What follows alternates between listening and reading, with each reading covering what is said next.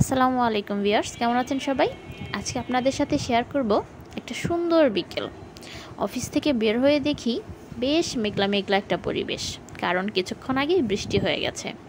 হঠাৎ করে ইচ্ছে হলো ফুচকা খাবো, তাই লেট না করে যাচ্ছি ফুচকা খাওয়ার জন্য। মাথার ওপর আকাশের দিকে তাকিয়ে দেখি রেইনবো। ট্রাস্ট মি, ব্যাপারটা না অ্যামেজিং ছিল। আমি চোখ সরাতে পারছিলাম না, মানে মনে হচ্ছিল যে তাকিয়েই থাকি। অবশেষে আমি পৌঁছে গেলাম আমার পছন্দের ফুচকার দোকানে।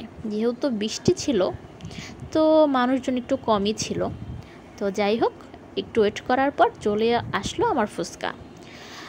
আমি যখন ফুচকা নিয়ে একটু ভাবি, তখন না আমি বেশ প্রাউড ফিল করি। কারণ যখন কোনো প্রবাসী না সরি যখন কোনো ফরেনার আমাদের দেশে আসে আর সে ফার্স্ট টাইম ফুচকা ট্রাই করে, বিশ্বাস করেন তারাও না কি বলবো, মানে ফুচকার টেস্টটাকে কখনো ইগনোর করতে পারে না।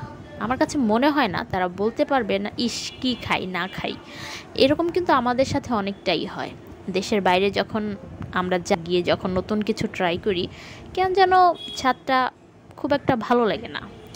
কিন্তু ফুচকা এমন একটা জিনিস, এমন একটা টেস্ট এর মধ্যে, যখন কোনো ফরেনার আমাদের দেশে এসে প্রথমবার ফুচকা ট্রাই করে, বিশ্বাস করেন তাদের খাওয়া দেখে আমি প্রাউড ফিল করি।